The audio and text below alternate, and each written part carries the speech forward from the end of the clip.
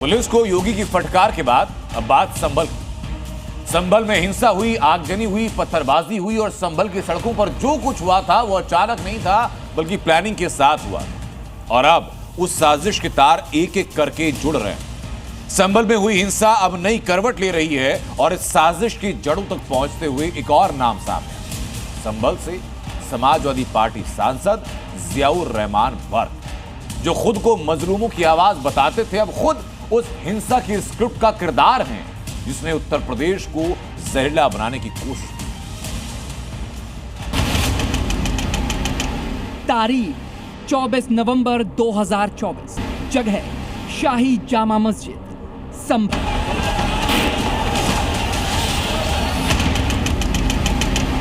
वक्त सुबह करीब 10 बजे। यही वो वक्त था जब मस्जिद के बाहर सर्वे के दौरान हिंसा भड़क उठी थी।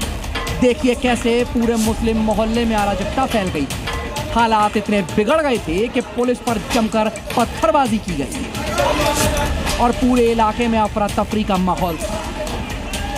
पथराव, फायरिंग, आगजनी, जामा मस्जिद के आसपास चप्पे चप्पे पर संघर्ष था। जामा मस्जिद में सर्वे चल रहा था। उसी वक्त मस्जिद के बाहर उग्र भीड़ ने पुलिस पर हमला बोल दिया और हर तरफ तबाही का मंजर था।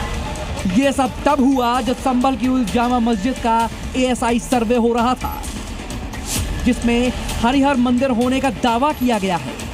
और अब उसी जामा मस्जिद का सदर जफर अली लगातार साजिशों की परतें खोल रहा है और कटघरे में खड़े हैं संभल के सांसद जियाउर रहमान बर्क, वही बर्क जिनके हिंसा में शामिल होने की बात खुद सदर ने कबूली थी। अब इस पूरी कहानी का सबसे बड़ा टर्निंग पॉइंट है कॉल रिकॉर्डिंग।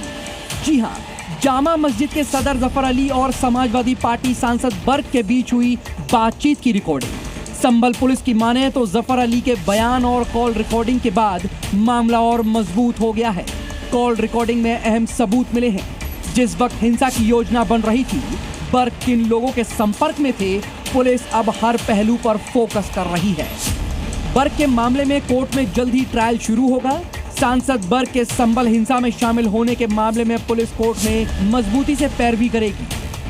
22 नवंबर को उनके द्वारा इकट्ठी की गई भीड़ और इस तरीके के तमाम साक्ष्यों के आधार पर पुलिस के द्वारा बखूबी अपराध पाए जाने पर उनको चार्जशीट किया गया है। इस मुकदमे को चंदौसी कोर्ट में चार्जशीट दाखिल की गई है। जल्द ही चार्ज खत्म होने के बाद में ट्रायल की स्टेज पर लाया जाएगा।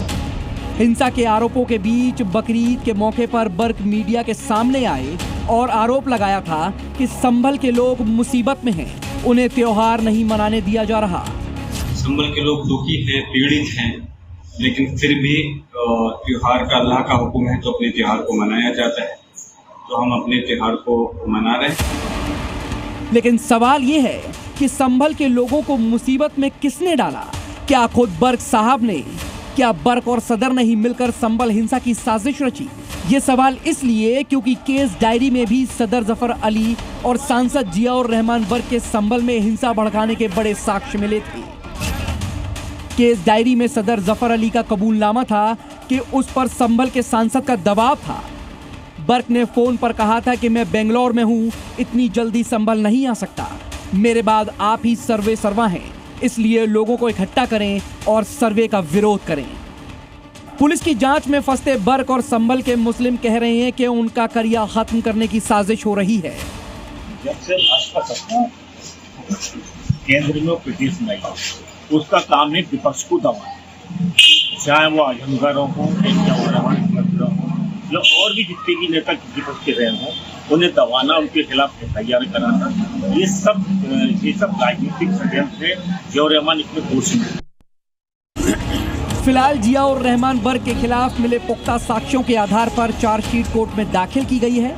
अब कोर्ट तय करेगा क्या एक सांसद होने के नाते जियाउर रहमान बर्क ने अपने पद की गरिमा के साथ विश्वासघात किया।